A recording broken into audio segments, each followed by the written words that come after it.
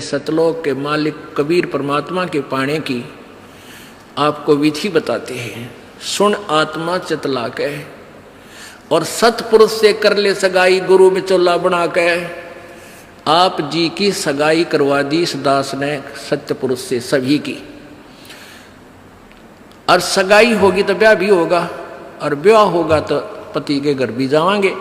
और जिनका कितने सगाई ना कुछ सलसलाए नहीं है, वो तो कंवारी हैं, तो वो जाएंगी क्योंकि वो तो यहीं रह जाएंगी, अभी यहीं रहेंगी।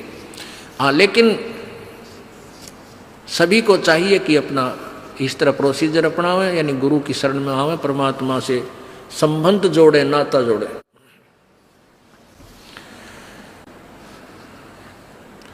सतपुरुष से कर ले सगाई, गुरु बिचौला बना के, फिर सत्संग बान बैठिए लाडो और दान की मेहंदी रचा के। जैसे बान बिठाया करते हैं, 5-6 दिन बिठाया करते हैं, 6-7 दिन, तो परमात्मा कहते हैं वहाँ वो तेल चढ़वाता है, वो बान नहीं, इस सत्संग रूपी बान में यहाँ बान बैठो, यहाँ आओ, ये राम नाम का तेल चढ़ावांगे आपके, और फिर आपका रंग रूप निकल जाएगा, यानी आपके अंदर परिवर्तन आएगा। तो क्या कहते हैं, सत्संग बान बैठिए लाडो और दान की मेहंदी रचा के। ये लाल हाथ करने से कोई लाभ नहीं है, इन हाथों की मेहंदी दान है। 2 पैसे अपनी कमाई में 10वां अंश गुरु को दीजिए और जीवन जन्म सफल कर लीजिए।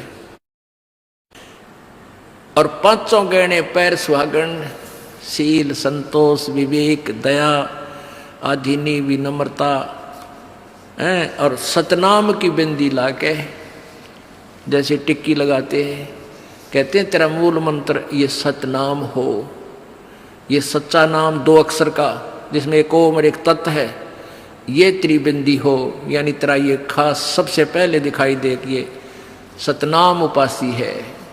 आत्मा परमात्मा को जब प्यारा लगेगा तो जब स्वीकार करेगा। और फिर क्या कहते हैं, प्रेम की लाली ला कै सुरता क्यों ना पति रिझावे है। ये लाल ओठ करने से कोई लाभ नहीं है, ये तो मूर्खा के काम है। पहले कोई भी ऐसी क्रिया अच्छे घरों की बहन बेटियां नहीं करते थे।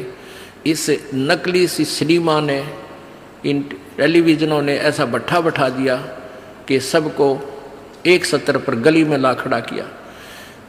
गांव घर में ब्याह होता है, पहले कंजरी नाचा करती, हिजड़े नाचा करती, ये वैश्याएं नाचा करती थी। अब बहु अच्छे घरों की बहू बेटियां सरेआम गली में डांस करती हैं, ऐसा बूंदा लाल थोपड़ा करके। तो क्या ये अच्छे कर्म है? ये नहीं करना चाहिए। एक सभ्यता से रहना चाहिए। हम इंसान है, वो तो एक समाज का जो बिगड़ा हुआ रूप होता था वो इस तरह की बकवादियाँ किया करते थे। तो ज्ञानहीनता, मर्यादाहीनता, निर्लज्जता इतनी बढ़ गई समाज में, इसको भी अब सेट करना है।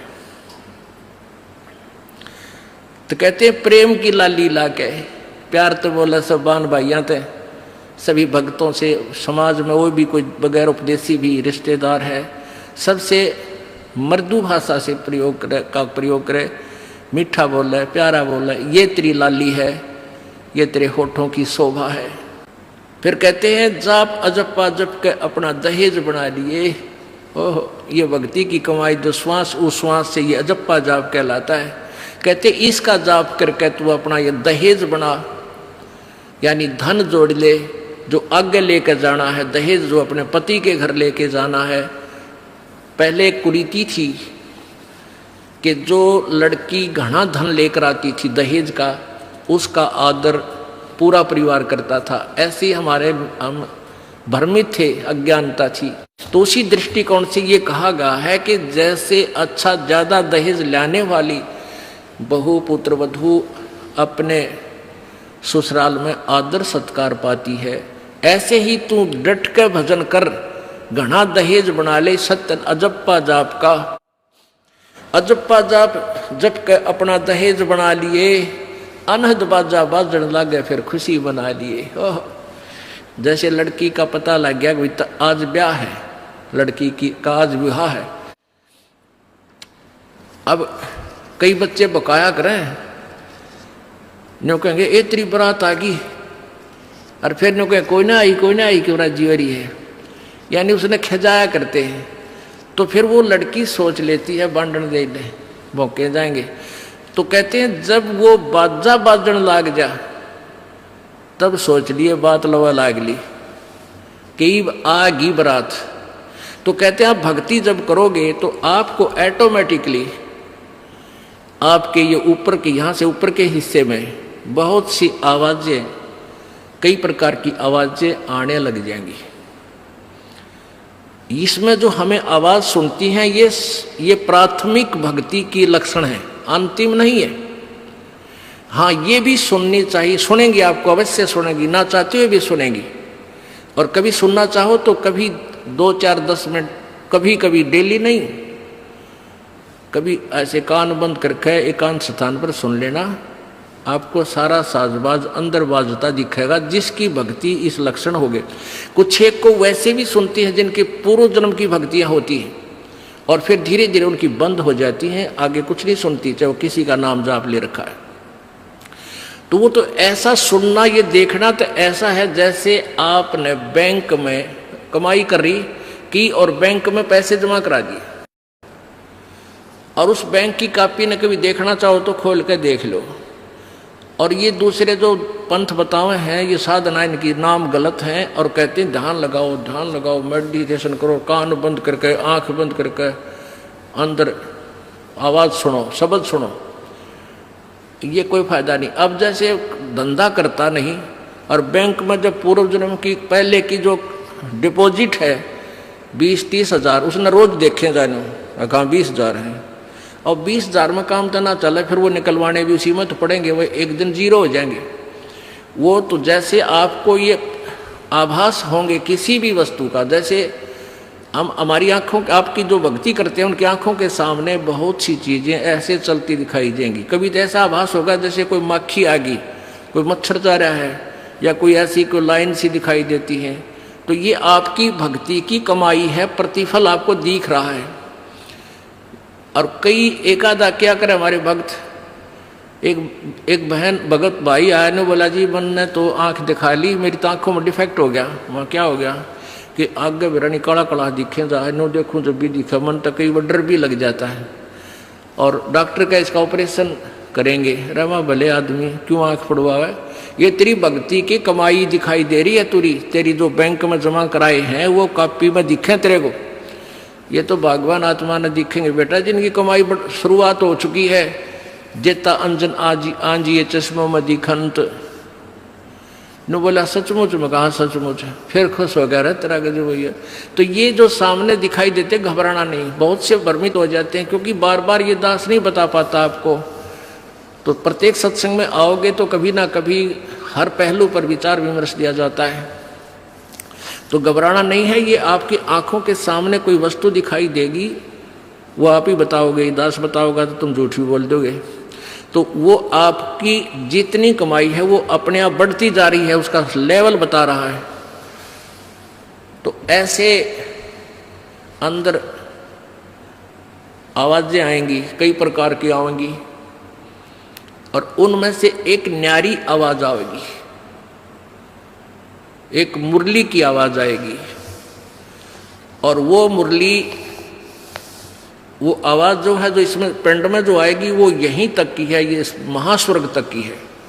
और जो वास्तविक धुन, वास्तविक जो आवाज है वो इस अंड और पिंड से पार है, वो सतलोक में है।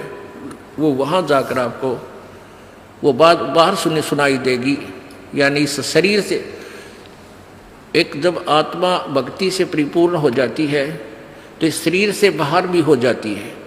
तो उसको सुनने के लिए ऐसी स्थिति आ जाएगी अपने आप, जैसे आपका शरीर यहाँ बाहर खड़े हो गए, और फिर वो आवाज़ आपको उस सूक्ष्म शरीर के माध्यम से सीधा कनेक्शन उस सतलोक से हो जाता है। वो परले पार वाली मुरली आवाज़, वो धुन, वो झनकार अलग से सुनाई देती है। फिर सेकंड के बाद आप उसी शरीर में होते, आपको पता भी नहीं कि मैं बाहर गया या अंदर ही था। वो बहुत बाद में जाके बहुत लेटेस्ट स्टेज पे ऐसा होगा, पर ऐसा हो या ना हो, आप जैसे दास बताओ, ये खुराक खाते रहो, रोग कटेगा, ये साधना करते रहो। तो क्या बताया है, जाप अजप्पा जप के अपना दहेज बना लिए, और ये अनहद बाजा बाजन लागे फिर खुशी मना लिए। फिर मान लिए खान तेरी भक्ति चल पड़ी, निकट लागली बात आगे लेने, यानी बरात आगी। आवे बिरहा कबीर लेने, खुश होकर चालिए, और प्रेम की बारिश होने लागे फिर मलमल नहा लिए। जैसे आपने कल सुना था, बिना प्रेम पावे नहीं चे करोड़ समाधि ला। होय होय। जैसे सूरज के आगे बदरा ऐसे कर्म छयारे, प्रेम की पवन करे चित मंजन झलके तेज नयारे। प्रेम की पवन, परमात्मा के प्रति इतना प्यार उमड़ उमड़ का अब आपके हृदय में रह रह के जरा सी बात मालिक की चले आंखें भरे आऊं आपकी, कुछ दिन में ऐसी स्थिति आ जाएगी। तो ये प्रेम की पवन चलेगी। जैसे सूरज के आगे बादल होते हैं तो सूर्य का प्रकाश निष्क्रिय हो जाता है, और जब हवा तेज चलती है बादलों को इधर उधर फेंक देती है तो सूर्य का प्रकाश ज्यों का तो सामने चमक रहा होता है। ऐसे परमात्मा और अपने बीच में, आत्मा के बीच में पाप कर्मों का गरावा यानी बादल छाया हुआ है। इस प्रेम की यानी सब भक्ति जो क्रिया आपकी होंगी, दान करता आदमी को इतनी खुशी होती है उस दिन कोई ठिकाना नहीं। और 10 रुपये चोरी कर ले, आत्मा खुश नहीं हो सकती, चाहे 20 लाख चोरी कर ले। और 10 रुपये, 20 रुपये, 1000 रुपये, 2000 रुपये आप दान करने की चेष्टा करते हो, पहले उमंग भर लेती है, और दान करे पाछो तो न्यारी खुशी होती है। तो ये तो क्या बताते हैं, ऐसे जो सब क्रियाएं आपसे कराई जा रही हैं, इनका उद्देश्य है कि आप में इतनी विनम्रता, इतना प्योर हार्टेड हो जाओ आप कि मालिक के प्रति जरा सी भी चर्चा चला आँखों में पानी आने लग जा, गदगद हो जा। कहते हैं प्रेम की पवन करे चित मंजन फिर झलके तेज नयारे। तो यहाँ क्या बताया है कि प्रेम की बारिश होने लगे फिर मलमल नहा लिए, यानी ये लक्षण बता रहे हैं एक भक्त में रह रहकर ऐसे लक्षण आ जाएंगे। एक बुढ़ा आवे मेरे पास, नाम ले रखा उन्होंने साल भर से। वो कहता है जी मैं नाम जपन लागू, मैं रोने लग जाऊं, मेरा रोना बंद कर दिया। राम तो रोना शुरू करवावा तो बंद करवाना आवे, ये तेरे भाग जा गिरे भले आदमी, नो कहना शर्म आवे, लोग नो कहीं अच्छा आदमी नाम नहीं लागे तो माई लोग की सुनेगा तुम्हारी सुनेगा, नो बता। तो इसे ओपन कर्मी प्राणी है, बुढ़ा आदमी 65 साल का होगा, भगवान का नाम मिल गया, पिछले संस्कार से ही होता सारा कुछ।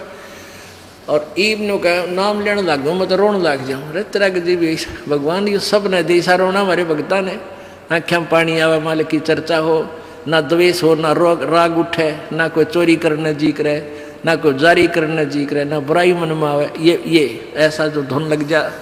फिर कहते हैं सार शब्द का सुरमा गा लिए, जब पति न भावे।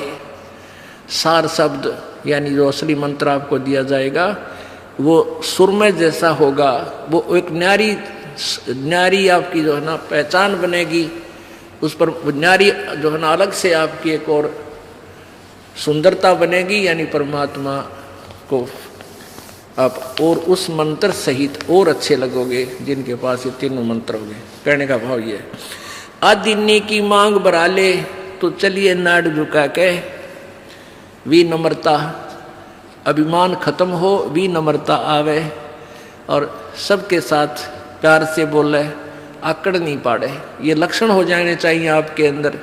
आदिन्नी की मांग बरा ले, ये जो मांग आप सिंदूर डालते हैं ये आदिन्नी तेरी मांग है, और चलिए नाड़ झुका के, यानी नम्रता से रहना, नाड़ झुका के चलना, नम्रता से पेश आना। और संत समागम बरात तेरी तन ले जावेगा ब्याह के।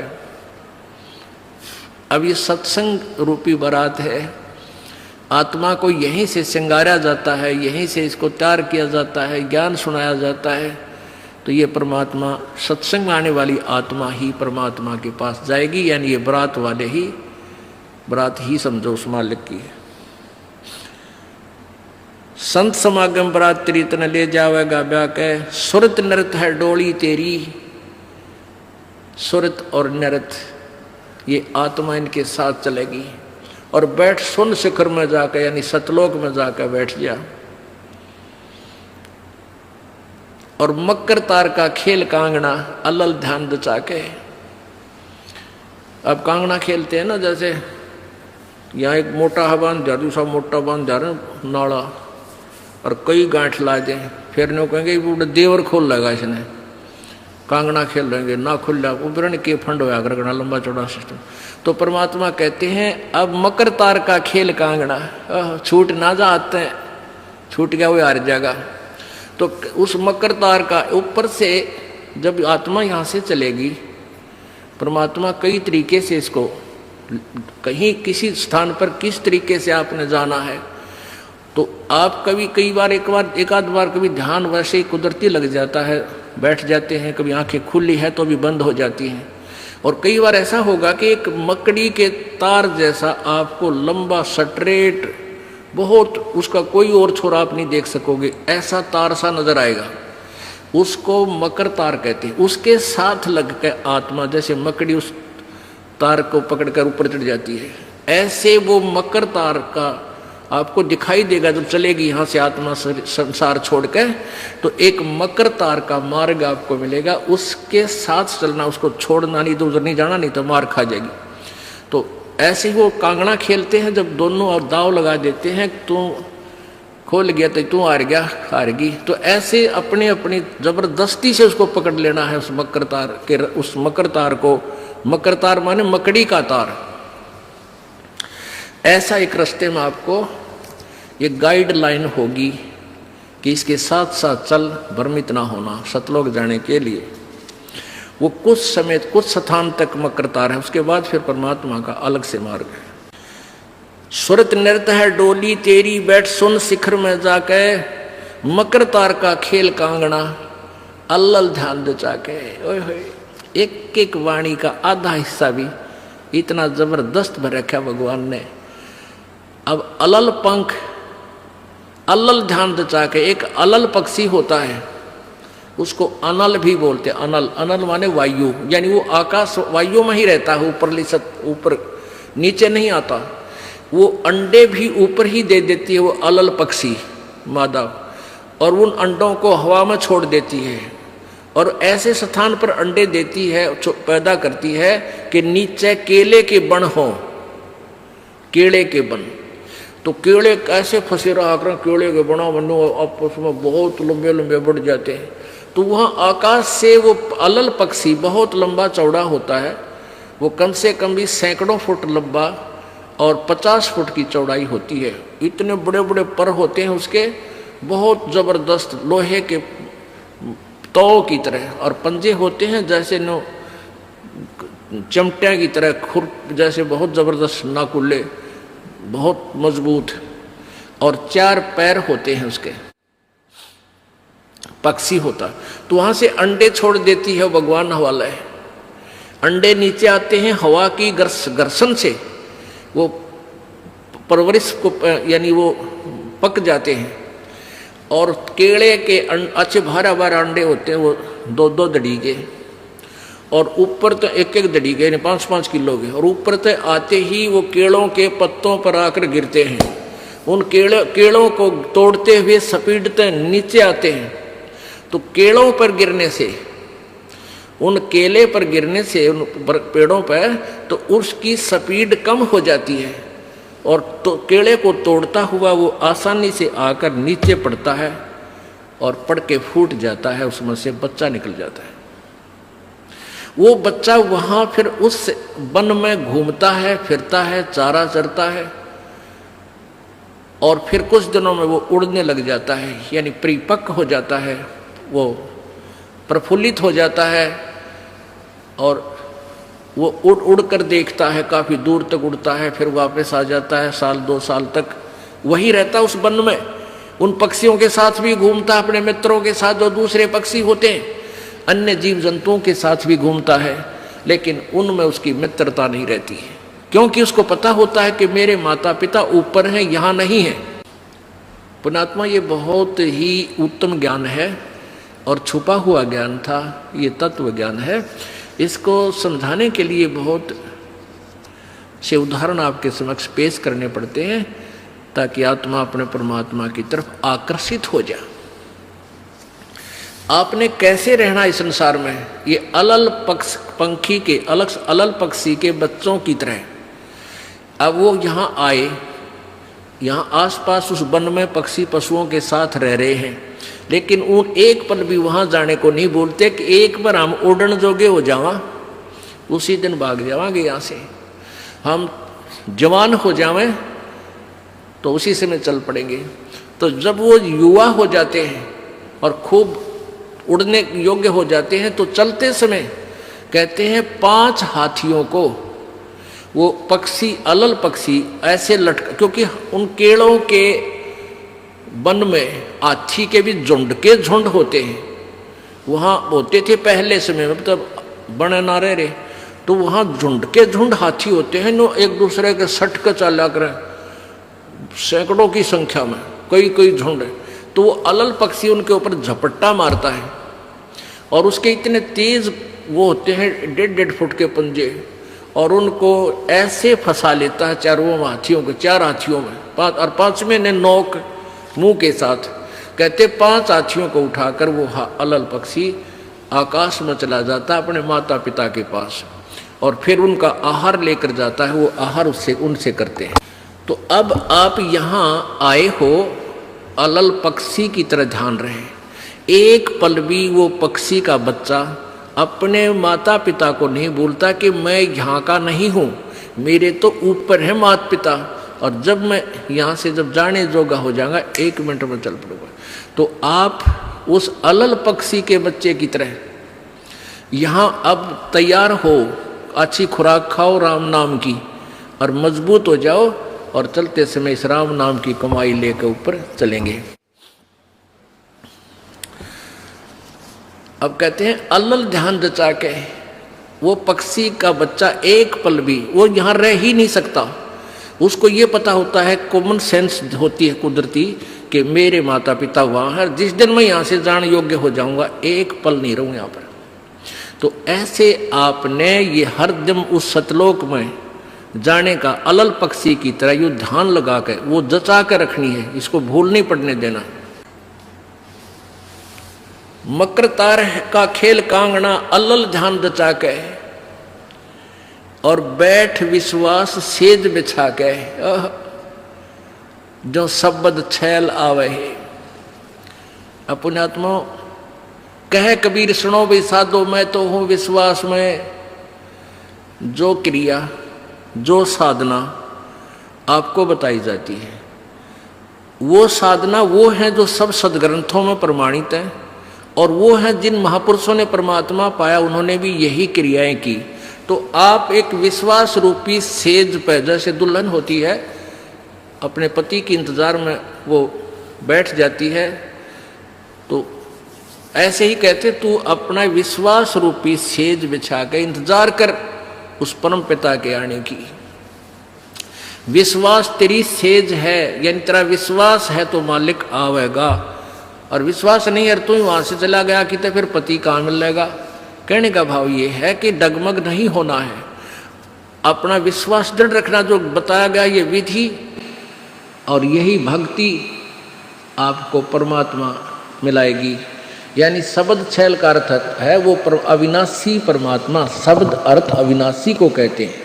अविनाशी परमेश्वर तेरा पति तुझे वहां लेने आएगा, और इस प्रकार हम परमात्मा पाएंगे। बोलो सतगुरुदेव।